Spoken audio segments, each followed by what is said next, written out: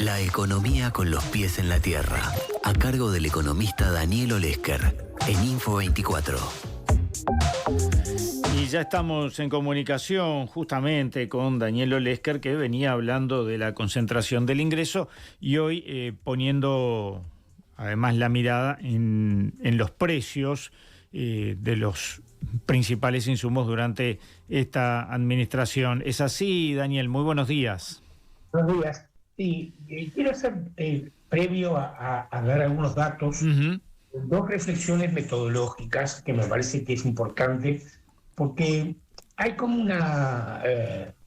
una percepción sobre los precios y la carestía que a veces no condice, y está bien que no lo haga, porque la cotidianidad de los precios muchas veces no es lo mismo que lo que marcan los índices de inflación, digamos, ¿no? Claro. Las dos reflexiones son las siguientes. La inflación se mide como el aumento promedio de una canasta de consumo. En esta canasta de consumo, los alimentos, o sea, el conjunto de alimentos, pesa un 26%. Es decir, el 26% del gasto que hacen los hogares promedios del Uruguay está influido por los alimentos. Y luego, bueno, están los gastos en la vivienda, el alquiler, las tarifas públicas, los consumos, digamos, de la compra de muebles, la compra de vestimenta, etc. Sin embargo, en el primer grupo de personas con menos ingresos, en el 20% de menos ingresos, lo que se llama el primer quintil de la economía, porque es un quinto de los hogares, pesa arriba del 37%, o sea, casi, podamos decir que casi 40%. O sea, el porcentaje de dinero que las personas destinan a los alimentos en los hogares de menos ingresos es sustantivamente menor al que destina el promedio, y obviamente mucho menos de lo que destina el 20% de más ingresos, que destina en torno al 10-12%. O sea, estamos hablando de una diferencia muy relevante. Entonces, esta es la primera reflexión metodológica, que esto lleva a que si los alimentos evolucionan, encarecen más que el resto de los productos, estos hogares se ven más perjudicados, digamos, ¿no? O sea, además de que ya están perjudicados porque tienen menos ingresos, se perjudican porque ese ingreso rinde menos, porque los precios de los alimentos aumentan más.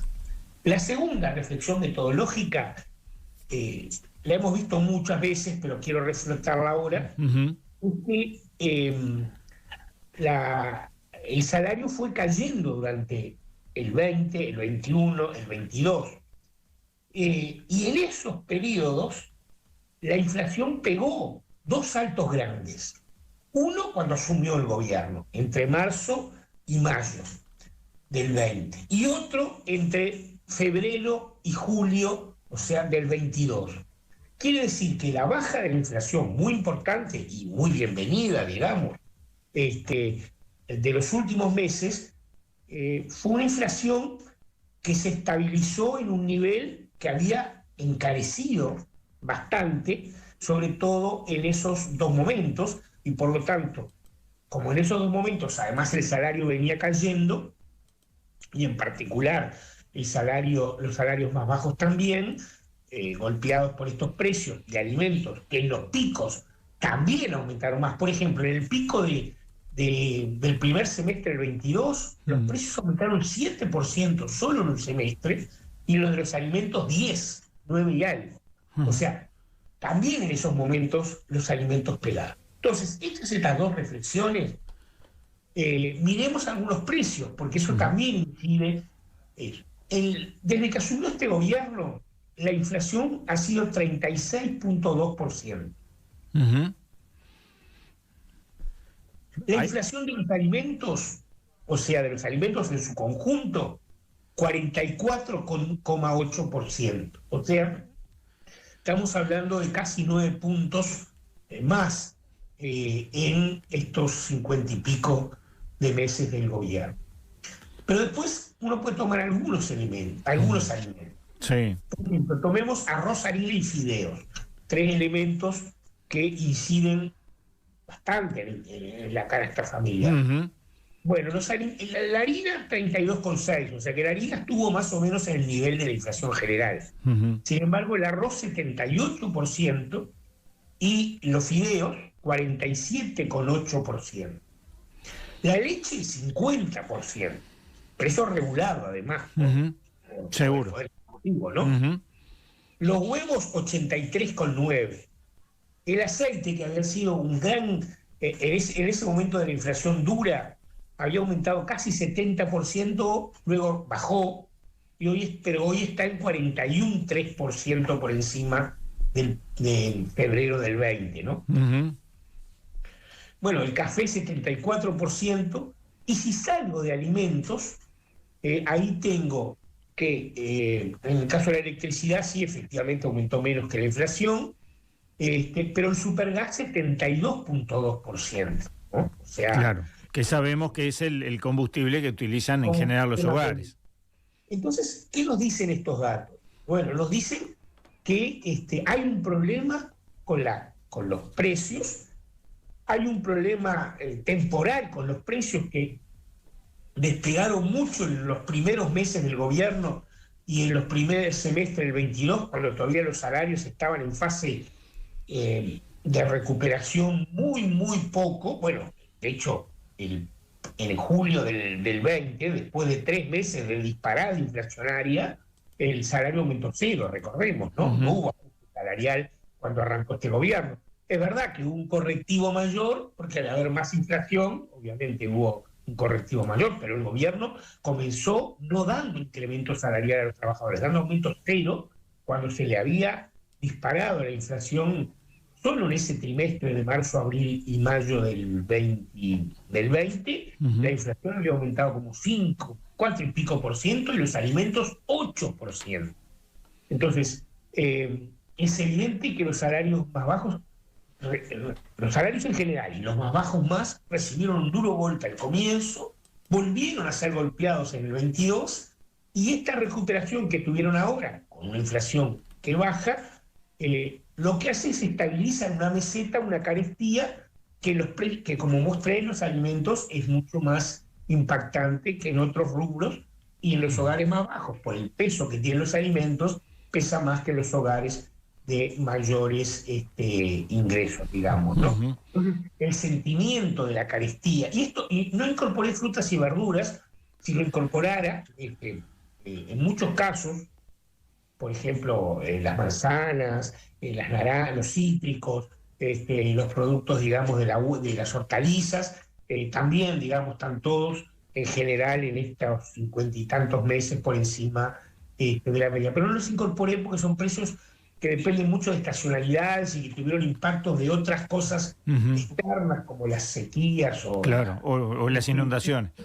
eh, lo dejé de lado, pero también incidiría. Ujú. Y evidentemente, Daniel, yo te quería hacer una consulta, perdón que te corte, porque con este nivel de carestía, uno piensa que muchos hogares llegan menos que antes a fin de mes. ¿Eso genera un mayor endeudamiento?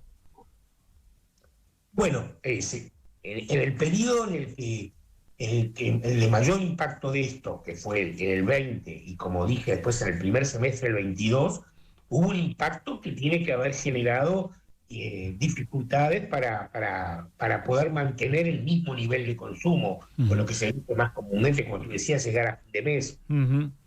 Entonces, bueno, ahí en general hay dos alternativas. Una es o tres alternativas. Una es la de reducir el consumo. En los hogares de menores ingresos eso a veces se hace difícil porque los niveles de consumo todavía están en situaciones Sí, muy mínimas, bajas, ¿no? mínimas, claro. ¿No? La otra alternativa es sustituir productos, o sea, jugar mucho a caminar, trillar, ir a un comercio, ir a la feria, bueno, obviamente también la de Buenos Aires, ¿no? Que pudo haber existido en muchos casos, pero eso es una alternativa secundaria, porque Claro, eso claro. va a estar, ¿no? Y la tercera, efectivamente, es endeudarse. endeudarse formalmente, solicitando un crédito, o endeudarse formalmente pagando con medios magnéticos y después diciendo, bueno, este mes pago menos de lo que La pago calecita. que me pide la tarjeta y empezar a generar un endeudamiento. Entonces, es muy probable, bueno, los datos dicen que el endeudamiento de las familias es mayor en el 23 que en el 19. Es un dato.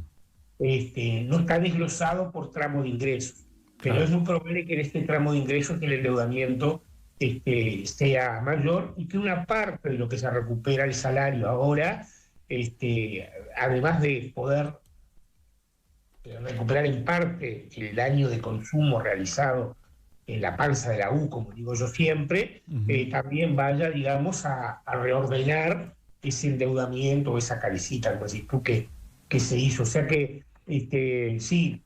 Y después hay estrategias de sobrevivencia que tienen que ver con que, bueno, hay aportes de adultos mayores con su jubilación, aportan a un hogar de alguien que perdió su trabajo, que en su trabajo le redujeron las horas, las horas de trabajo o el salario. Hay estrategias de supervivencia de compras conjuntas y colectivas.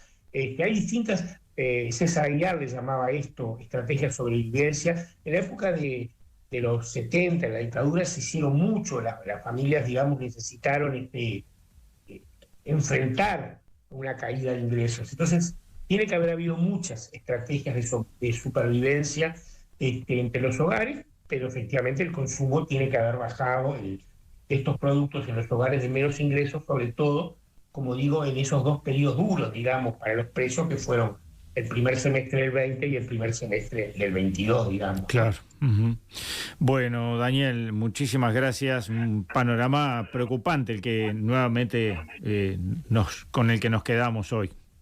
Sí, hay que hacer algo con este tema de los precios, porque hay que estudiar las cadenas de producción para ver dónde están, porque hay un problema estructural de carestía, más allá, digamos, de estos problemas coyunturales que yo marqué en estos dos periodos y en la bienvenida baja de estos últimos meses, pero que ya ha empezado a estar un poquito más alto. Hay problemas estructurales, hay problemas de cómo opera la cadena a lo largo del proceso, dónde está, cómo pesa la importación, el producto importado, cómo pesa la ganancia del importador, la ganancia del intermediario, la ganancia del que vende al consumo. Y ahí hay mucha concentración ya no de ingreso y de riqueza, sino de poder de mercado, y hay que estudiar porque quizás hay que trabajar sobre eso, para actuar sobre este fenómeno estructural de la carestía, que va más allá, digamos, de la inflación y de los precios cotidianos. Daniel, nos reencontramos en 15 días y seguimos conversando. Dale, arriba. Un abrazo, muchas gracias.